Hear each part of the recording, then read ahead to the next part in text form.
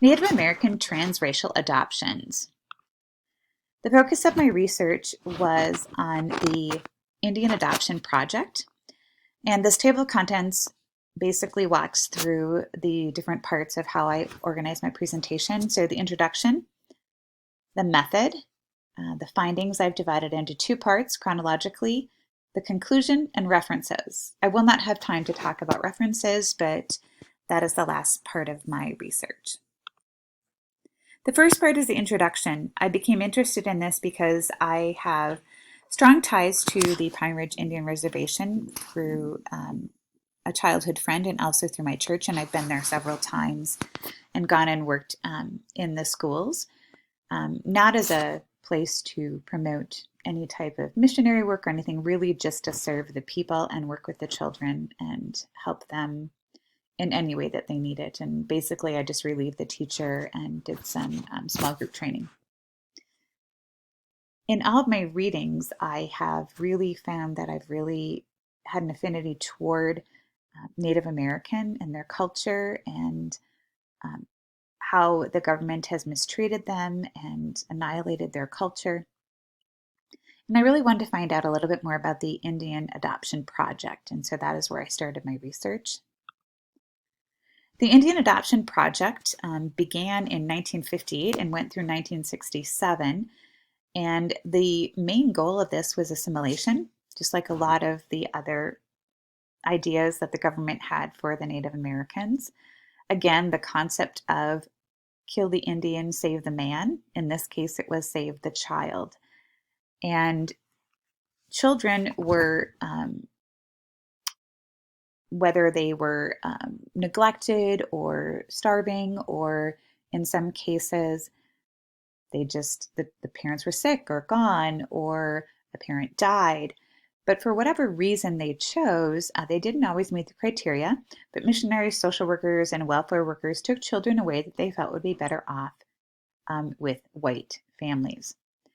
The other side of it was there were white families that were seeking adoption. And so it seemed to be this natural fit in their minds to assimilate these Indian children into white families. They felt that the Indian culture was inferior and there was little intervention to help the families if Indian families were struggling. Their first inclination was to take the child away and put them with a white family because that would benefit their life much more so than living in their own culture. This is a federal program, and in 1958, the Child Welfare League of America developed this project, and they did study it over time to figure out these different case studies and looked into them and found out how they were doing over time, and so those results are also in this research. By November 1978, the Indian Child Welfare Act was enacted and put a stop to this. But by that point, more than a quarter of Native children had been removed from their families, and it's been estimated it was around 100,000 that were removed. Here's a memorandum, from one of the archives, that talks about the adoptions of these Indian children and how it's been on the rise and how this was a great thing. And I found it shocking how it starts by saying 1 little, 2 little, 3 little Indians, and 206 more are brightening the homes and lives of 172 American families, mostly non-Indians, who have taken the Indian waifs as their own. And you can see the bias on the part of the government that these children are waifs, first of all, but they are better off with non-Indian families. The second part of my presentation talks about the methods. I obtained a lot of archival resources through Linnea, through the U of M. She showed me where to find different documents, as well as sending me links and some of the scans that were there. So I started with her. And I also found some from the Hennepin County Library. I was trying to find this book, Far from the Reservation by David Fanchel, which takes different case studies, and he also has studied this whole time period and given his report in that. And so there's a lot of memorandums and a lot of documentation, court orders, things like that in there. And then While the Locust Slept is also a memoir. And I was able to obtain While the Locust Slept from the UST library. I they got Minneapolis one, obtained the book for me, and I got to go pick it up. And then Far From the Reservation, I was able to obtain from the Hennepin County Library. The last place that I obtained resources was this University of Oregon Archives. They have an adoption history project where there are several archival documents, and there were several links to other documents. And it doesn't just do adoption for Native Americans, it does adoption as a whole, but it had several sections where there were archival documents for the Native American Indian project for adoption. So that was a really, really helpful resource.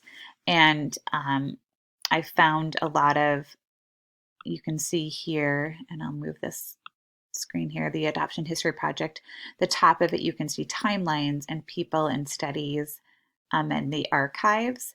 And so this particular one talks about the Indian program, and this Louise Wise Services, she wrote up a report of the background of her project and how that how the children were assimilated and how matching played a role. And you can see that if you click on some of these two, it leads you to another one. And then at the very bottom, there's always resources and the actual minutes of the committee where you can find the archives here too. So this is really a helpful resource. Moving on to part 3, which is the findings, and I've divided them into 2 parts, and they are chronological. I started with the timeline of adoption history and included background information of the Adoption of Children Act and the Minnesota adoption law to give what was going on in the country at this time in regards to adoption in general. Then I moved into the Indian Adoption Program and how that was instituted, talking about how matching was something that was a little different with the Indian children. And then finally, the Indian Child Welfare Act, which ended this Indian adoption process.